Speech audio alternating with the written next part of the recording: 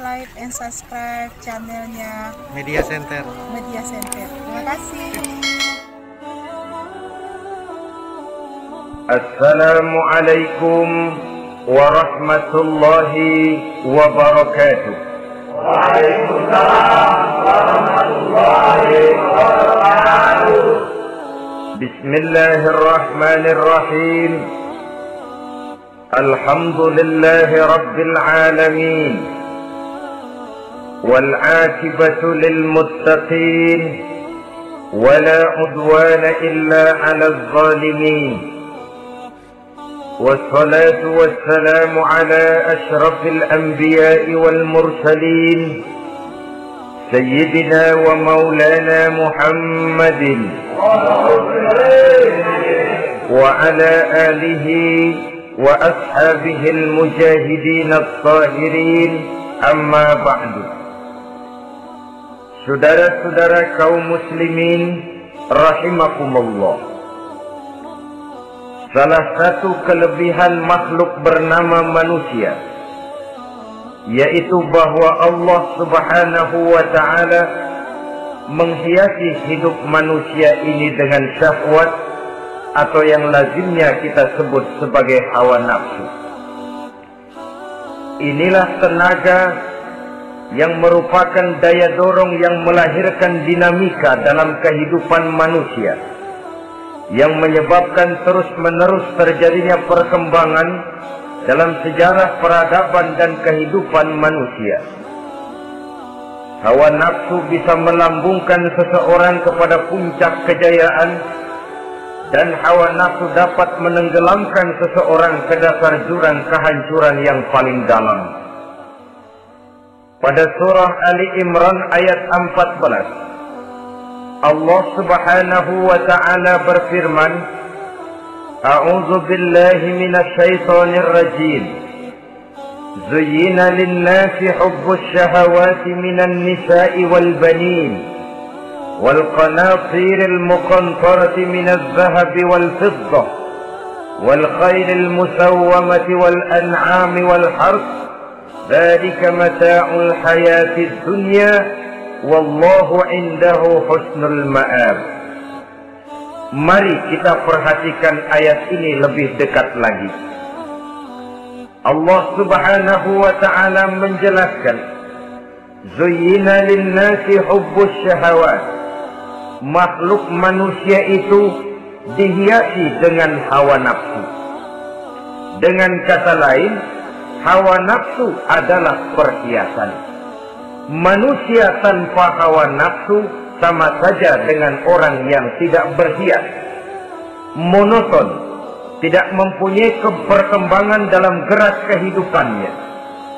Tetapi kalau hawa nafsu adalah perhiasan, maka jika kita berbicara soal perhiasan, ada dua hal yang harus menjadi catatan pokok. Pertama, kapan satu perhiasan boleh kita pakai? Yang kedua, di mana perhiasan itu harus kita pakai? Kalau saudara berdandan rapi, pakai sepatu dengan kaos kaki, celana, jas, pakai dasi segala macam, tapi itu saudara lakukan pada saat saudara akan pergi ke WC, maka saudara sudah memakai perhiasan tidak pada waktu yang tepat.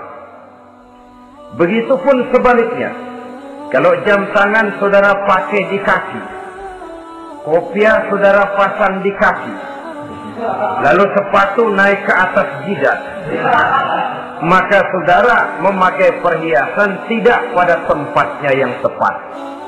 Demikian juga sifat yang bernama nafsu. Kapan dia boleh diperturutkan, di mana dia boleh disalurkan, adalah tugas daripada agama untuk mengatur syahwat atau hawa nafsu. Lihatlah kehidupan malaikat. Malaikat makhluk yang diciptakan Allah tanpa hawa nafsu. Maka kehidupan malaikat monoton. Malaikat tidak mempunyai peradaban dan kebudayaan. Malaikat adalah makhluk yang secara instinktif diciptakan untuk berbakti tidak punya alternatif atau pilihan lain. Saudara lihat, ada malaikat yang sejak diciptakan diperintahkan untuk sujud, sujud saja sampai sekarang nggak bangun-bangun. Ada malaikat yang sejak diciptakan diperintahkan untuk tasbih, tasbih saja, yang lain tidak. Ada malaikat yang sejak diciptakan diperintahkan mencabut nyawa, nyawa saja urusannya, yang lain tidak. Pekerjaannya monoton, tetapi memang karena tidak ada hawa nafsu, tidak ada kecenderungan malaikat untuk nyeleweng. Belum pernah kita dengar misalnya ada malaikat Jibril korupsi ayat. Ini kelihatannya ayat bagus ini, nggak usah disampaikan kepada bawahan Muhammad, dipakai sendiri saja. Tidak. Kita belum pernah dengar malaikat maut keliru mencabut nyawa orang yang belum waktunya modal. Belum pernah. Malaikat itu ibadun mukramun, la ya'suna Allah fima amarahum wa yaf'aluna ma yu'marun. Maka kehidupan malaikat adalah monoton. Dinamika tidak ada, peradaban dan kebudayaan juga tidak ada.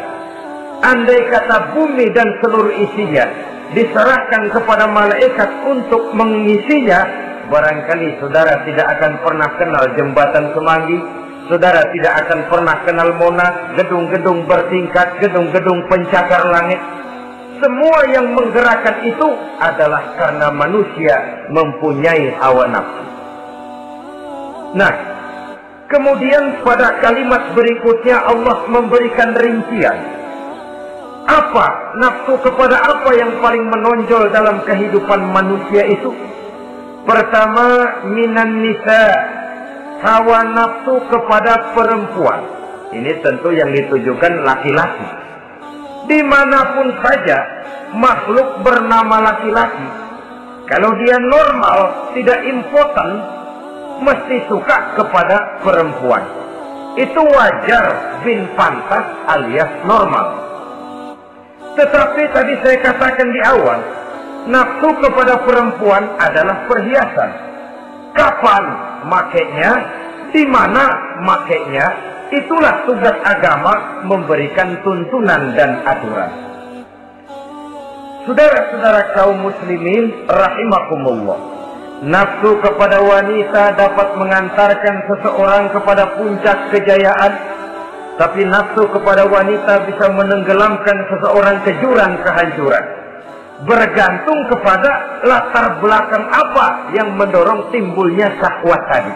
Dengan kata lain, motivasi syahwat tadi digerakkan oleh iman dan ketakwaan, atau semata-mata karena memang syahwat yang merupakan kendaraan iblis. Penyelewengan pertama yang terjadi dalam sejarah kehidupan manusia adalah penyelewengan yang dilakukan oleh Nabi Adam alaihi salam pada saat ia memetik buah khuldi. Kenapa itu dilakukan oleh Nabi Adam? Karena terdorong oleh rasa sayang dan cinta kepada istrinya Hawa. Sebenarnya Hawa lah yang merajuk, Siti Hawa lah yang membujuk, dan Nabi Adam oleh karena syahwatnya kepada istrinya memperturutkan bujukan Siti Hawa itu. Peristiwa Nabi Adam ribuan tahun yang lalu akan terus relevan sampai ke zaman kita sekarang ini. Berapa banyak orang-orang yang karena terlalu ingin menyenangkan istrinya, lalu tidak segan-segan melakukan perbuatan-perbuatan yang menyimpang, baik itu merugikan orang lain, merugikan masyarakat, bahkan merugikan bangsa dan negaranya. Seorang pedagang tidak akan segan-segan menipu. Sebaliknya pun begitu. Tidak jarang wanita di dalam kelemahannya bisa menenggelamkan dunia. Seorang suami yang jujur, polos, lugu, sederhana bisa jadi koruptor ulung karena didorong-dorong oleh istrinya. Istrinya barangkali bisa saja dibakar-bakar oleh tetangganya. Suaminya jujur, sederhana, kepala bagian, tempatnya basah, tapi melarat. Istri rupanya tidak sabar melihat gaya hidup yang makin konsumtif, persaingan yang makin tajam. Suaminya dikipas-kipasin. Kata istrinya, bang, tetangga sebelah kita lakinya pegawai kecil, bang, tapi gelangnya kayak pelek beca. Abang ini kepala bagian tidak bisa membelikan saya macam itu, percuma lah. Kata suaminya, ya bagaimana, bu, gaji saya cuma segitu-gitunya. Ya namanya kepala bagian, apaan, kayak sahabat dulu. Kalau sudah berpikir ke arah ini, artinya sudah ngipasi suaminya untuk melakukan tindakan yang tidak wajar. Saudara-saudara kaum muslimin rahimakumullah, sejak zaman klasik sampai kepada zaman kita sekarang ini, kita melihat kecenderungan syahwat kepada wanita ini. Julius Caesar yang katanya gagah perkasa ternyata tunduk di bawah kaki Cleopatra. Napoleon Bonaparte, the Lion of Europe, singa daratan Eropa, luas kekuasaannya, gagah perkasa tentaranya, kepada siapa dia tunduk? Ke bawah kakinya Margaret Josephine. Demikianlah di zaman kita sekarang, kita melihat di Jepang, betapa Perdana Menteri Uno didesak mengundurkan diri dari jabatan Perdana Menterinya oleh karena terlibat skandal dengan geisha. Kita juga melihat di Amerika betapa Senator Gary Hart dari Partai Demokrat yang masih muda, jenius, diharapkan masa depan Amerika lahir dari tangannya, terpaksa mengundurkan diri dari calon presiden oleh karena terlibat skandal dengan donor rights. Kita juga menyaksikan betapa parlemen dan kabinet di Inggris sempat geger oleh karena skandal Pamela Bordes, pelacur kelas kakap yang melanglang buana mencari sasaran-sasaran kakap. Ini adalah kisah kejatuhan yang diakibatkan oleh hubbus syahawat minan nisa. Oleh karenanya benar jika Nabi kita menyatakan an-nisa'u imadul bilad, wanita adalah tiang negara. Jikalau baik wanita, baik negara. Jikalau rusak wanita, hancur negara. Kalau syahwat kepada wanita cuma semata-mata karena syahwat, maka seorang laki-laki akan memandang wanita cuma sekedar alat pemuas hawa nafsu. Nilainya rendah. Sedangkan agama kita mengajarkan ma akraman nisa'a illa karimun wa ma ahanan nisa'a illa laimun, kata Nabi.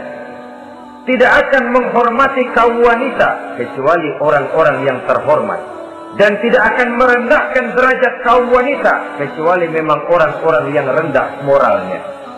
Dengan kata lain, apabila syahwat minan nisa ini dilandasi dengan semangat iman dan ketakwaan, maka kehidupan Rasulullah Sallallahu Alaihi Wasallam sungguh menjadi figur dan contoh dalam kehidupan kita. Perkawinannya bukan karena wajah yang cantik semata-mata, tapi lebih merupakan nilai ibadah kepada Allah Subhanahu wa Ta'ala. Dengan demikian, kecenderungan kepada hubbus syahawat minan nisa dikontrol oleh nilai iman. Barometernya, tolok ukurnya adalah iman. Di zaman sekarang banyak kasus kawin campur yang pada akhirnya akan membingungkan kita sendiri. Padahal Al-Quran secara jelas dan tegas memberikan bimbingan. Orang itu kalau sudah, kata Imam Syafi'i, wa ainur ridha an kulli aibin kalilatun kama anna aina suhti tubdil masawiya. Mata kalau dibalut cinta dia buta terhadap nista, tapi mata kalau dibalut benci hanya melihat yang keji-keji saja. Biasanya cinta kepada wanita memang bisa menimbulkan dorongan yang positif, tapi juga bisa membuat seseorang buta sama sekali. Dorongan yang positif paling kurang dari segi penampilan. Coba lihat lelaki kalau lagi demen perempuan, lenjeng banget. Sisiran rambutnya rapi, terikaan bajunya lancip, sepatunya mengkilat, kantong celananya tebel, perkara anduk isinya bukan soal. Yang penting kan gaya. Lalu dinamis, kreativitasnya ada saja timbul. Tapi pada sisi lain, jika orang sudah kehilangan pertimbangan, juga kadang-kadang tidak segan-segan mengorbankan akidah, mengorbankan nilai-nilai iman. Padahal ini taruhan utama, sampai Quran dengan tegas memberikan peringatan. Wala ammatun mu'minatun khairun min musyrikatin walau a'jabatkum. Perempuan budak yang hitam legam, kalau beriman itu lebih baik untuk dinikahi daripada wanita cantik berkulit kuning langsat tapi musyrik. Lebih baik budak yang hitam legam beriman daripada wanita cantik berkulit kuning langsat berhati bangsat. Tapi kita kadang kehilangan pertimbangan. Karena agama, karena cinta agama digadaikan. Karena cinta akidah terjual. Karena cinta keyakinan jadi korban. Ini semua penyakit yang datang dari hubbus syahawat minan nisa. Kecenderungan mengumbar nafsu kepada perempuan. Ini memang perhiasan, tapi bisa juga jadi bumerang dalam kehidupan manusia. Berapa banyak penyelewengan terjadi karena pengaruh wanita yang tidak bisa jadi bisa. Ini pengaruh di dalam kehidupan memang sedemikian besarnya. Sehingga saudara-saudara kaum muslimin, inilah yang perlu dikendalikan dalam kehidupan, kapan dan di mana. Kalau nafsu adalah perhiasan, kapan dan di mana perhiasan itu harus kita pakai, di mana dia harus kita tempatkan. Begitu juga yang menyangkut soal perempuan. Kapan? Ya kapan? Tentu kalau sudah nikah. Di mana? Yang jelas bukan di depan umum.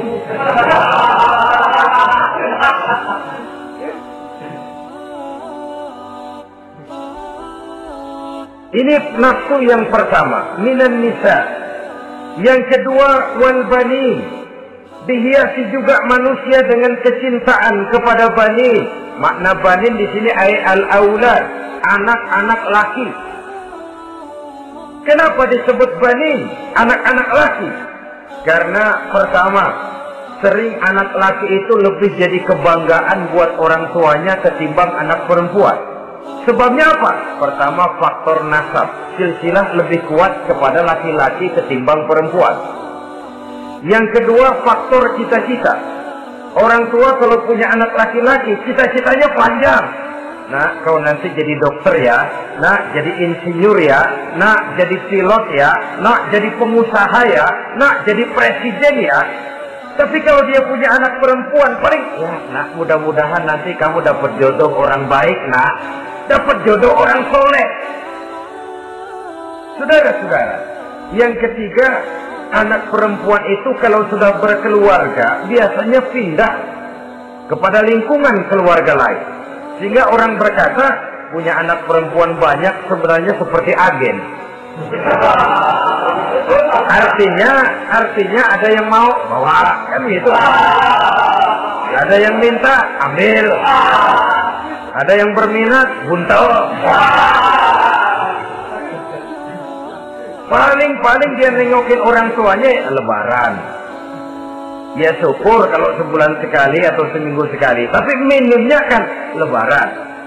Dengan demikian dari garis nasab ini lebih kuat al-banin ketimbang al-banat. Manusia dihiasi dengan kecintaan kepada anak-anak. Sering karena terlalu cinta kepada anak, kita menjerumuskan anak. Terlalu sayang kepada anak, segala maunya kita perturutkan tanpa kendali dan kendala. Akhirnya sifat yang demikian itu malah mendorong anak untuk manja, tidak percaya kepada kemampuan yang dimilikinya, selalu mengandalkan kepada kebesaran, kemampuan daripada orang-orang yang dibanggakannya itu, dan dalam kondisi demikian kedewasaan dan tanggung jawabnya akan lambat berkembang. Maka Allah Subhanahu wa ta'ala memperingatkan bahwa harta dan anak bisa menjadi fitnah. Dalam ayat lain Allah juga memperingatkan, ya ayyuhalladzina amanu la tulhikum amwalukum wa auladukum an dzikrillah. Wahai orang-orang yang beriman, jangan sampai hartamu dan anak-anakmu memalingkan kamu daripada mengingat Allah. Jangan sampai kesibukanmu kepada anak dan harta benda menyebabkan kamu sampai lupa mengingat Allah Subhanahu wa ta'ala. Berapa banyak manusia yang tenggelam dengan melupakan Allah, jauh dari agama, jauh dari tuntunan syariat, oleh karena disibukkan oleh persoalan anak dan persoalan harta benda. Maka satu-satunya jalan, jikalau kita tidak ingin anak kita sampai memalingkan kita daripada mengingat Allah, nilai-nilai keimanan harus ditanamkan kepada mereka sedini mungkin. Dengan bekal ini, maka mereka, anak-anak kita, insya Allah tidak akan membuat kita orang-orang tua ini berpaling daripada mengingat Allah, berpaling daripada kehidupan beragama. Memang karena anaklah kita orang tua peras keringat banting tulang, pergi pagi pulang sore cari nafkah. Karena anaklah kita orang tua kepala jadi kaki, kaki jadi kepala. Asal mereka bisa menikmati hari depan yang lebih baik dari yang kita nikmati sekarang ini. Tapi berapa banyak juga orang-orang tua yang tidak sadar akan amanah berupa anak ini. Mereka lalai, mereka bersikap masa bodoh, padahal tidak akan ada yang tidak dipertanggungjawabkan di hadapan Allah Subhanahu wa ta'ala. Orang tua bisa mendapat pensiunan pahala kalau anaknya tumbuh menjadi anak yang soleh. Tetapi orang tua pun bisa saja masuk neraka karena anaknya menjadi anak yang kurang ajar dan orang tuanya sama sekali tidak pernah memberikan pendidikan yang sebagaimana mestinya. Saudara-saudara kaum muslimin rahimakumullah, kita tentu berharap memperoleh pensiunan pahala dan bukan mendapat tambahan dosa dari kekurang ajaran anak-anak kita akibat kita sebagai orang tuanya tidak pernah mau mendidik mereka. Dalam hadis ada diriwayatkan, ada anak kurang ajar, sembahyang tidak, puasa ibadah tidak, kenal Allah tidak, beriman pun tidak, dosa kelewat banyak, kejahatan berkarat. Di akhirat nanti disidang dia, ditanya, kamu kenal siapa Tuhanmu? Tidak. Kamu tahu siapa nabimu? Tidak. Kitab sucimu apa? Tidak tahu. Kiblatmu di mana? Tidak ada. Kamu sholat? Tidak pernah. Kamu puasa? Tidak pernah. Wah, kalau begitu kamu rusak sekali. Kamu neraka. Anak ini mengajukan protes. Saya menuntut keadilan. Benar saya tidak kenal siapa Tuhan saya. Saya tidak tahu apa kitab suci saya. Saya tidak pernah mendirikan sholat. Tidak pernah melaksanakan puasa. Pendeknya tidak ibadah dan tidak iman. Tapi semua itu terjadi. Sebab-sebabnya tidak lain karena orang tua saya tidak pernah mendidik dan mengajarkan saya. Orang tua saya tidak pernah mengarahkan saya ke jalan itu. Sampailah saya seperti keadaan yang sekarang ini. Orang tua saya enak-enakan ngaji, saya teler diantepin aja. Orang tua saya memegang kitab, saya megang botol. Dia tahu, dia diam saja. Dia tahu dan dia tidak memberikan peringatan. Karena orang tua saya lah, maka saya jadi seperti sekarang ini. Kalau saya harus masuk ke dalam neraka, Saya menuntut keadilan agar orang tua saya juga ikut bersama saya gabung ke dalam neraka. Orang tuanya yang baik-baik dipanggil, sudah mau berangkat ke surga nih orang tua, dipanggil, "Bentar dulu mas, sini dulu." Mau kemana, kencang banget? Surga pak, nanti dulu urusan belum beres. Ini benar anakmu ini. Dilihat anaknya, iya anak saya ini. Waktu di dunia nggak pernah diajarin ngaji, nggak pernah. Sampai dia nggak kenal Tuhannya, nggak kenal nabinya, nggak kenal kiblatnya, nggak kenal kitabnya. Iya. Dia sembahyang, kamu dia nggak sholat, kamu diemin aja. Iya kali. Kenapa pakai kali? Yang benar ngomong mas. Ramadan dia nggak puasa, kamu nggak tegur, kamu diam saja. Iya. Wah, kamu nggak tanggung jawab. Kamu tahu anak itu adalah amanah. Menyia-nyiakan amanah adalah khianat. Khianat adalah dosa besar. Jadi bagaimana saya? Ya kamu gabung sama anakmu, join ke neraka berdua bareng. Lantaran kamu tidak mau mendidik mereka, anak-anakmu, maka jadilah anak-anakmu seperti sekarang ini. Saudara-saudara kaum muslimin rahimakumullah. Sebaliknya, jikalau anak-anak kita yang kita cintai ini, yang merupakan buah hati belahan jantung, tumbuh dan berkembang menjadi anak-anak yang soleh, yang bermanfaat bagi masyarakatnya, bagi agama, bangsa dan negaranya, kita orang tuanya bolehlah tentram menerima pensiunan pahala. Menerima pensiunan pahala dari kesolehan anak yang ditinggalkannya. Alangkah nikmatnya mendapat pensiunan pahala.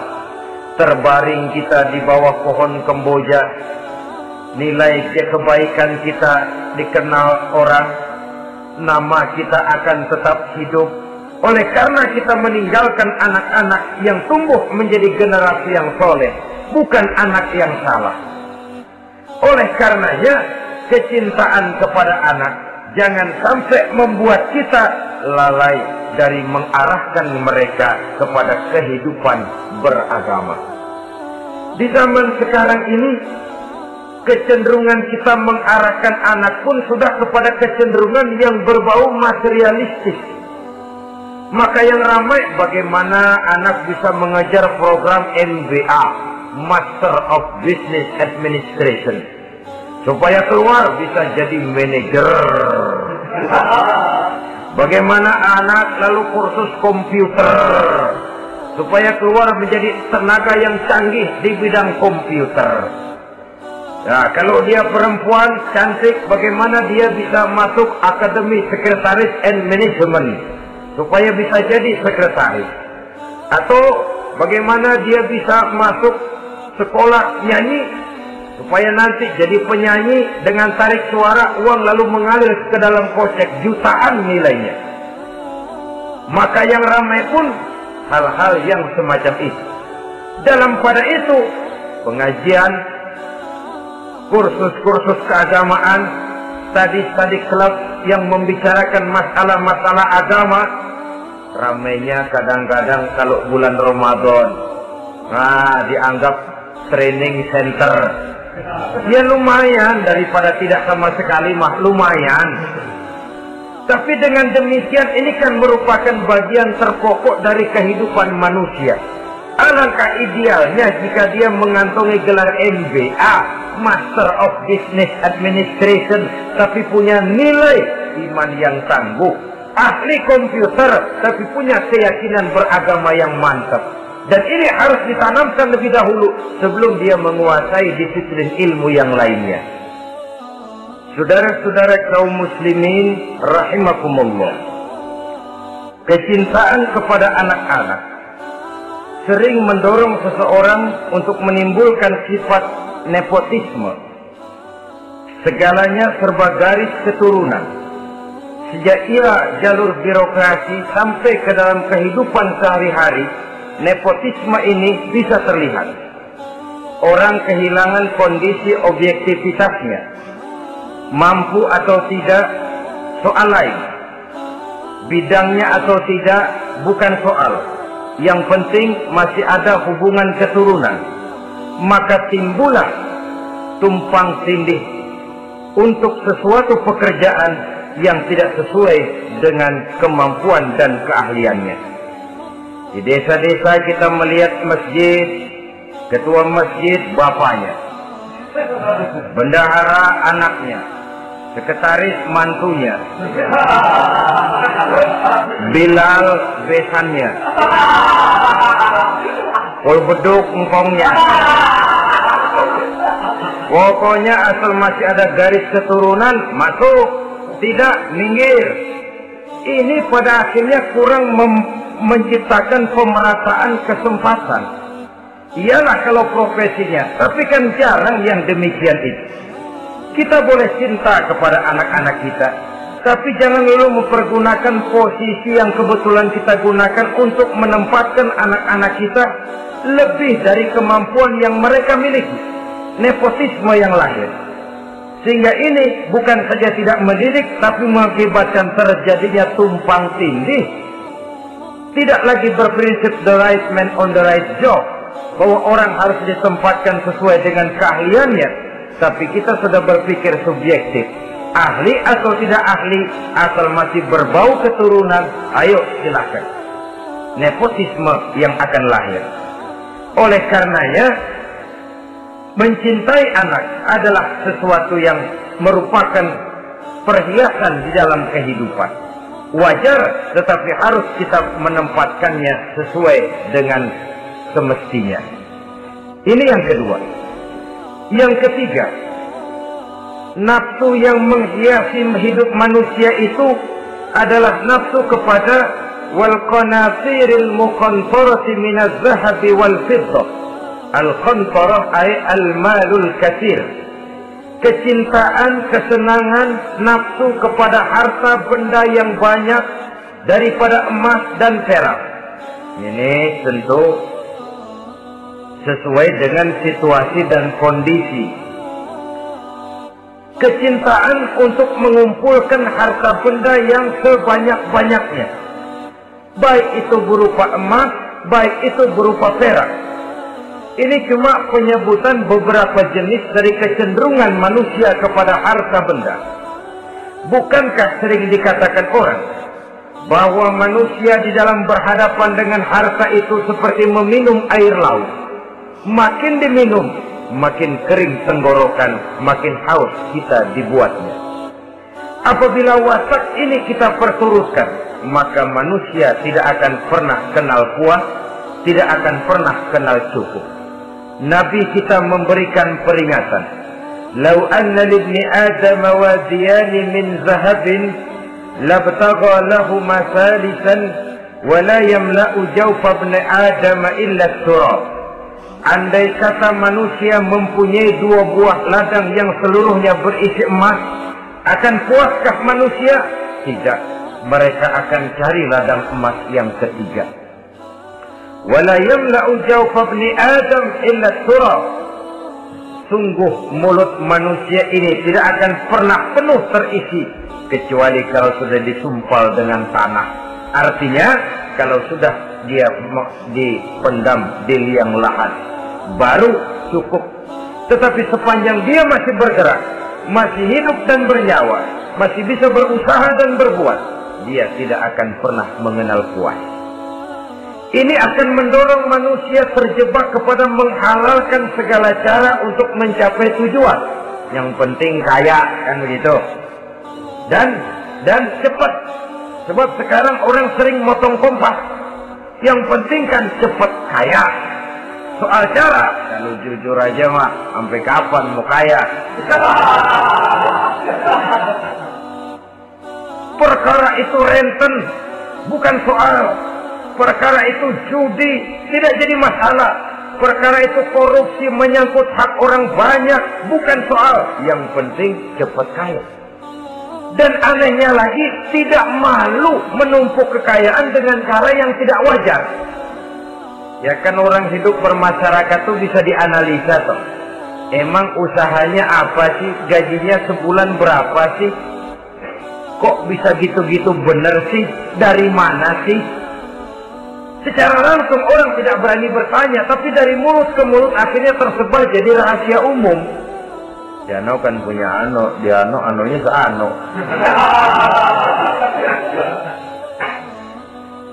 Ini bisa jadi bahan pertanyaan dalam kehidupan, akhirnya jadi gunjingan. Orang sudah tidak terlalu peduli dari mana kekayaan itu diperoleh, yang penting kaya. Dengan menghalalkan segala macam cara, terjebaklah ke dalam cara-cara mafia, terjebaklah ke dalam cara-cara yang tidak wajar, tidak bijaksana, memperkuat klan dengan menghantam yang lain. Saudara-saudara kaum muslimin rahimakumullah, bahwa manusia punya nafsu ingin kaya itu boleh. Agama memberikan tuntunan, memberikan aturan.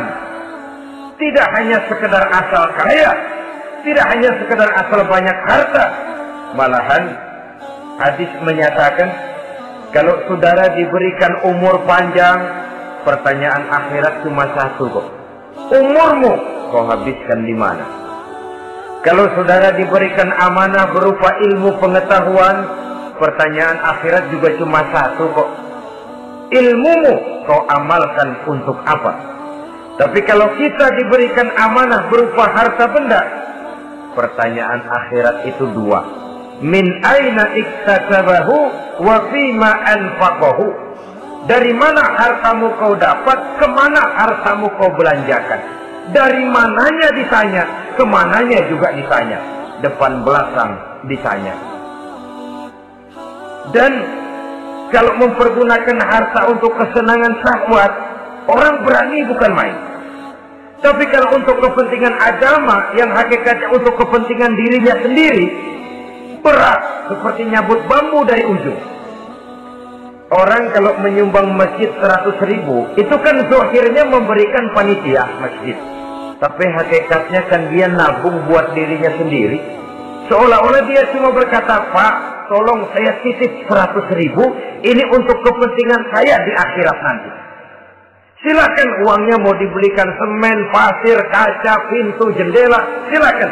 Saya cuma titip, ini untuk saya di akhirat nanti. 100.000 Pak. Zahirnya dia memberikan kepada panitia masjid, madrasah, pesantren, yatim piatu. Hakikatnya dia nabung buat dirinya sendiri di akhirat. Malah tabungan ini bukan SDSB namanya, SDBS. Sumbangan dana berhadiah surga. Itu SDBS namanya.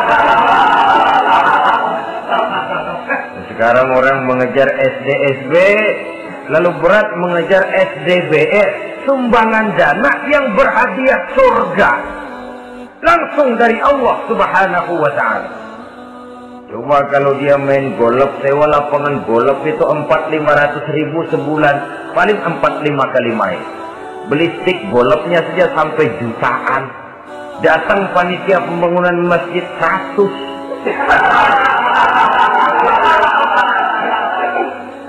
Minta didoain masuk surga lagi. Surga 100.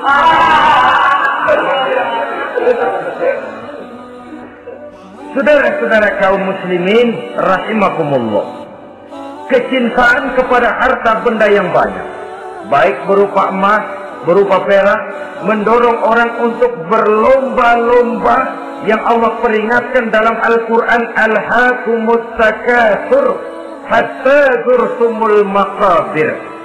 Kamu telah lalai akibat kamu berlomba-lomba memperbanyak materi dunia.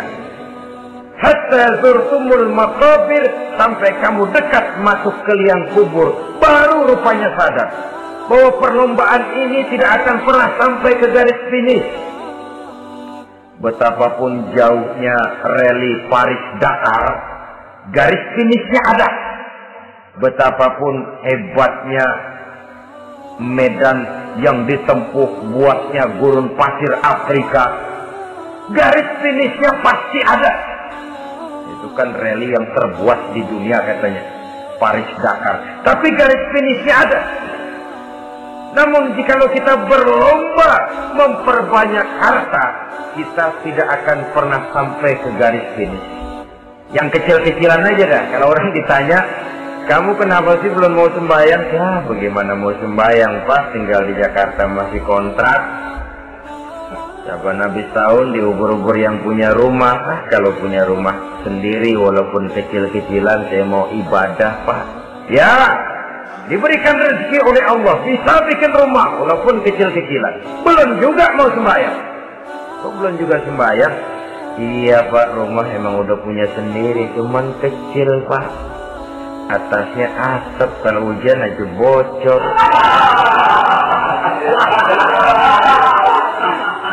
Kalau bisa bikin rumah yang permanen Pak, tenang, saya ibadah, sembahyang saya rajin. Iyalah, diberikan rezeki, bisa bikin rumah permanen. Bagus rumahnya. Lain lagi. Iya, rumah sudah permanen, tembok, ubin. Cuman isinya belum ada Pak, perabotannya. Kalau punya peralatan rumah tangga yang memadai, tenang, saya ibadah. Diberikan juga rezeki, bisa beli perabotan rumah tangga yang lumayan. Di atas tekelnya sudah pakai karpet, mebelnya spaghetti, tempat tidurnya alga spring bed, dan pilo, ada kulkas, ada TV, di sebelah TV ada kunci mobil. Kuncinya mobilnya.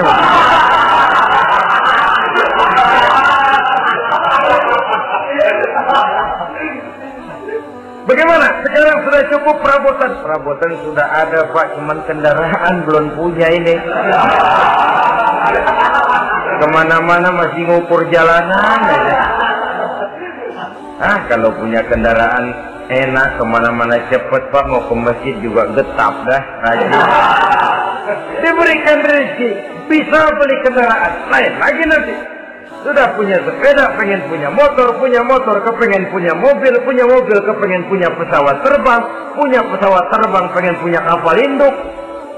Sudah punya kebun, pengen beli sawah, sudah punya sawah, pengen punya gunung, sudah punya gunung, laut diborong. Perlombaan materi tidak akan pernah membawa kita ke garis finish, karena sifatnya sangat abstrak, bahkan akan mendorong kita seperti gurita, cenderung kepada penyakit tamak bin rakus alias serakah.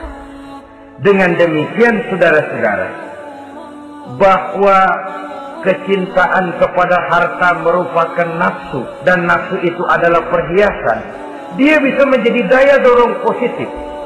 Kalau dalam upaya memperoleh harta itu kita tidak akan keluar dari tujuan keridhaan Allah. Saya cari nafkah, tapi yang Allah ridho. Saya ingin kaya, tapi dengan cara yang Allah ridho. Ini kunci yang akan menyelamatkan kita manusia dari perangkap menghalalkan segala cara. Ini yang ketiga. Yang keempat, dihiasi manusia itu dengan nafsu kepada wal khailil musawwamah, kuda yang bagus, kendaraan yang bagus, kuda yang terpelihara. Al-musawwamah ada yang mentafsirkan ar-ra'iyah. Ar-ra'iyah itu yang digembalai, binatang ternak, kuda yang digembalai atau kuda yang diikat. Artinya, kalau dulu kan yang namanya tuan-tuan tanah itu baru dibilang bejeger kalau kemana-mana naik kuda.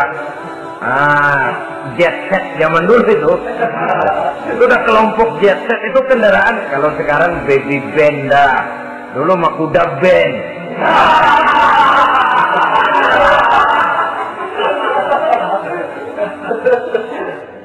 Manusia punya kecenderungan suka kepada kendaraan. Apalagi di zaman sekarang ini, wah, iklan-iklan itu kan sangat menggoda kita, melayani segala macam bentuk penjualan. Ini lalu terangsang biar duit cekak. Kalau udah ngebaca itu, wah, berani banget dah. Tahu duit nggak mungkin cukup, tapi begitu baca melayani segala macam bentuk penjualan dengan fasilitas ringan. Nah, jadi dah. Jadi juga punya mobil, jadi dah. Perkara utang itu bakal nyekek leher, bukan soal. Kasihan saudara-saudara kita di daerah-daerah yang terjebak kepada iklan-iklan merangsang yang akhirnya di luar kemampuan, sehingga terjebak pada saat dia harus mengembalikan kredit, dia tidak mampu, barang disita, uang hangus, nyengir. Bekipak kemari tahlil. Habis arang besi binasa. Bahwa kita menginginkan kendaraan yang serba baik, silakan. Tiap akhir tahun ganti merek, keluar yang baru ganti lagi. Itu kalau orang yang mampu. Buat kita yang tidak mampu, kenapa tidak bersyukur melihat yang lebih rendah di bawah kita? Alhamdulillah kita punya mobil, tangga kita cuma punya motor. Yang punya motor, syukur kita punya motor bisa rada cepetan. Tangga sebelah punya sepeda, mana-mana kekejek mulut. Yang punya sepeda, alhamdulillah punya sepeda. Tangga sebelah kemana-mana jalan kaki. Yang jalan kaki, syukur masih bisa jalan. Teman sebelah lumpuh bertahun-tahun. Yang lumpuh, alhamdulillah masih hidup. Tangga sebelah kemarin out nggak balik lagi. Saudara-saudara, saya pikir menengok ke atas itu perlu supaya ada rangsangan kita untuk maju. Tapi menengok ke bawah pun juga lebih perlu agar kita mensyukuri yang ada dan tidak suudzon, tidak buruk sangka kepada Allah. Apa yang diberikan Allah kepada kita sekarang ini, itulah yang terbaik menurut Allah untuk kita. Saudara-saudara kaum muslimin rahimakumullah. Dahulu ada seorang pemuda, matanya buta. Dia mengeluh, ya Allah, kenapa saya dilahirkan dalam keadaan buta? Apa dosa saya? Apa salah saya? Andai kata saya tidak buta, saya melihat keindahan alam ini, saya lebih akan bersyukur kepadamu ya Allah. Nah sudah, dia berburuk sangka kepada Allah. Satu hari, ini Raja Baduy di pedalaman mengerahkan tentaranya menculik anak-anak muda. Ini Raja Baduy ini kanibal, artinya suka makan daging manusia. Anak-anak muda ini diculik. Yang masih muda-muda ya, kalau kambing muda itu kan di sop rada sedap. Rupanya ini Raja kanibal ini begitu. Anak-anak muda termasuk ke pemuda yang buta tadi itu kena culik. Ya sudah diculik, rawatlah di istana raja ini, diberikan pakaian bagus, dikasih makan serba enak. Sebab apa? Supaya badannya gemuk. Setelah gemuk nanti dipotong di sop legit. Udah, kerjanya cuma makan tidur, fasilitas nikmat, tidur enak. Ya, udah giliran dapat 1 bulan 2 bulan kemudian, ketika mau diambil anak-anak muda ini, raja sendiri yang milih mana yang disop duluan nih. Sampai giliran anak muda yang buta ini, raja geleng kepala. Yang begini mau buta, dagingnya nggak enak.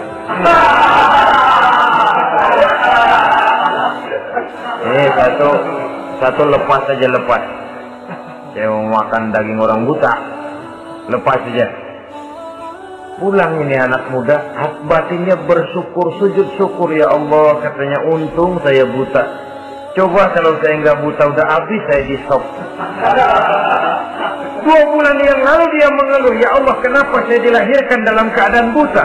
Sekarang dalam pulang ke rumah, perjalanan menuju ke rumah, dia berkata, alhamdulillah, andai kata saya tidak buta, habis badan saya di stop oleh raja yang kanibal tadi. Saudara-saudara kaum muslimin rahimakumullah.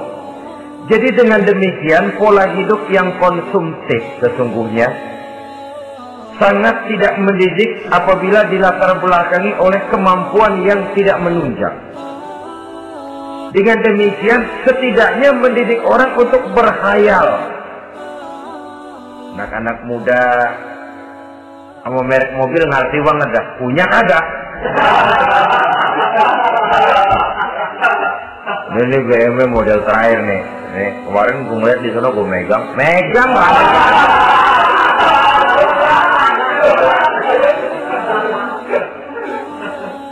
Tulul amal ini kalau tidak diimbangi dengan saluran yang positif, dia akan terjebak kepada penyakit tulul amal, panjang angan-angan. Baiklah ya, wal khailil musawwamah. Yang keempat, yang kelima maksud saya, wal an'am, cinta kepada binatang ternak. Manusia ini kan punya kecenderungan macam-macam. Setelah rumahnya bagus, hartanya banyak, kendaraannya cukup, ingin beternak. Jadilah peternak. Ini kecenderungan manusia, wajar saja sepanjang didapat dan dilakukan dengan cara-cara yang wajar. Wal harth, dan tumbuh-tumbuhan, bertani, bersawah, berladang, itu merupakan kecenderungan daripada manusia. Keseluruhan itu kata Allah, kecintaan kepada wanita, kepada anak, kepada harta benda, kepada kendaraan, kepada binatang ternak, kepada tumbuh-tumbuhan, zalika, semua itu mata'ul hayatid dunya, merupakan kesenangan hidup dunia. Berapa lama kesenangan hidup dunia? Sebentar, seumur manusia. Seumur manusia. Bahkan kadang-kadang pada saat dia masih hidup pun orang tidak sepenuhnya sempat menikmati kesenangan hidup dunia. Apabila ajal datang, selesailah kehidupan dunia sampai di situ. Orang-orang kafir, buat mereka surganya di dunia ini. Bila kehidupan di dunia selesai, selesailah sudah surganya sampai di situ. Kesemua itu, kata Allah, merupakan kesenangan daripada kehidupan di dunia. Wallahu indahu husnul ma'ab, dan Allah mempunyai tempat kembali yang sangat baik. Nah, setelah Allah menjelaskan semua itu, pada ayat yang ke-15 Allah memberikan jalan keluarnya. Memperturutkan nafsu kepada wanita, anak-anak, harta benda, kendaraan, binatang ternak. Bijaksanakah itu? Dalam ayat ke-15 surah Ali Imran ini, Allah memberikan penjelasan tuntas. Qul a'unabbi'ukum bi khairin min zalikum. Katakan kepada mereka Muhammad, maukah kamu aku beri kabar yang lebih baik dari semua itu? Lebih baik daripada kesenanganmu kepada wanita, kepada anak-anak, kepada harta benda, kepada kendaraan dan sebagainya. Mau kamu aku beritahu yang lebih baik daripada semua itu? Jawaban tentu mau. Kalimatnya bukan ukhbirukum, a'unabbi'ukum. An-naba itu berita yang besar. Lain dengan al-khabar, itu berita biasa saja. An-naba, sehingga pembawa berita disebut nabi. Dari naba yang pembawa berita yang benar. A'unabbi'ukum, maukah aku tunjukkan kepada satu berita yang benar-benar besar dan benar-benar lebih baik dari yang semua disebutkan tadi. Apa jalan keluarnya? Lillazina taqaw 'inda rabbihim jannatun tajri min tahtiha al-anhar. Bagi orang-orang yang bertakwa kepada Allah, mereka akan mendapatkan surga yang di bawahnya mengalir sungai. Khalidina fiha, mereka akan kekal di dalamnya. Wa azwajun mutahharah, dan mereka mendapat istri-istri yang suci. Waridwanum minallah, dan keridhaan daripada Allah subhanahu wa ta'ala. Kalau kamu hai orang-orang yang beriman, kalau kamu hai manusia menyangka bahwa nafsu kepada wanita, anak-anak, mengumpulkan harta benda, kendaraan yang menarik, binatang ternak dan tumbuh-tumbuhan itulah yang lebih baik untuk kesenangan dunia, memang itu kesenangan dunia. Tapi nih, seolah-olah kata Allah, nih, saya kasih tahu kamu, aku beritahu yang lebih baik dari semua itu. Apa? Takwa kepada Allah. Kecintaan kepada wanita. Kalau takwa dasarnya, orang nggak amburadul, nggak semrawut, nggak pokoknya gue masalah perempuan dan mbak terus. tapi punya kaidah, punya norma. Demikian juga kepada anak-anaknya. Demikian juga kepada harta benda. Pokoknya asal harta, mau halal, mau haram, tekuk terus saja.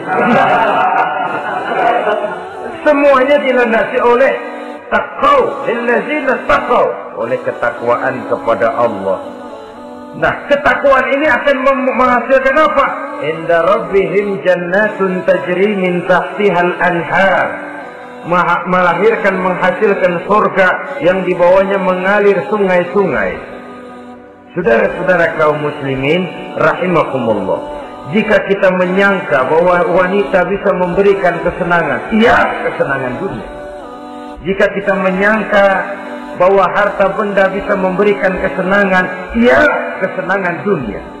Jika kita menyangka bahwa kendaraan bisa memberikan kesenangan, iya, kesenangan dunia. Tapi kita tidak cuma ingin itu, kita ingin itu semua juga bisa membawa kesenangan akhirat. Caranya landasi dengan takwa. Kesenangan kepada wanita didasari dengan takwa. Maka jangan jadikan wanita cuma sekedar alat pemuas hawa nafsu. Kesenangan kepada anak-anak dilandasi dengan takwa. Maka anak-anak diarahkan kepada jalan yang diridhoi Allah.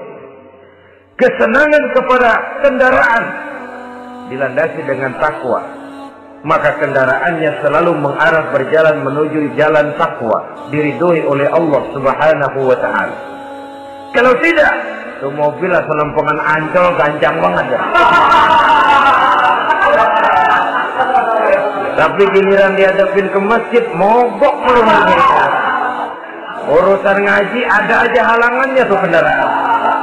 Tapi kalau untuk urusan maksiat, ngebut benar-benar.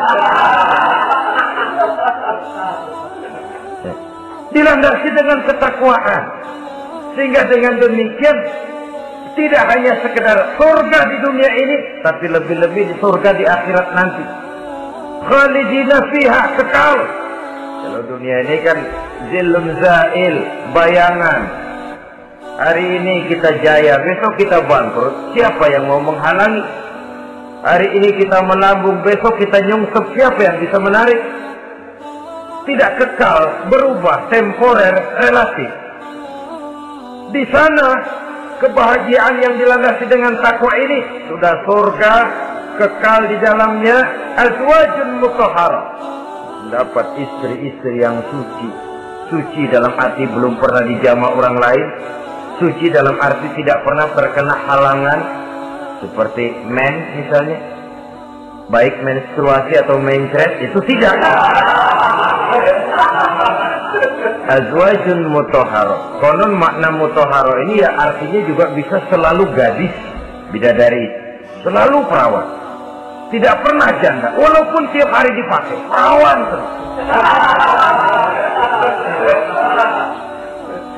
Dan yang lebih penting, waridwanum minallah, mendapat ridho dari Allah Subhanahu wa ta'ala. Jadi hawa nafsu dengan motivasi takwa, itulah sesungguhnya yang dikehendaki oleh Ali Imran ayat 14 dan 15. Dengan demikian, manusia dengan ketakwaannya mengendalikan hawa nafsu, dan bukan malah dikendalikan oleh hawa nafsunya. Sehingga dengan demikian seluruh fasilitas yang dimilikinya, baik itu berupa istri, anak, kendaraan, binatang ternak, harta benda, tanam-tanaman, seluruhnya semakin meningkatkan ketakwaannya kepada Allah Subhanahu wa ta'ala. Mudah-mudahan kita bisa mencapai tingkat ini, di mana kita hidup mampu dan sanggup mengendalikan nafsu, bukan malah dikendalikan oleh hawa nafsu. Terima kasih dan mohon maaf. Wassalamualaikum warahmatullahi wabarakatuh.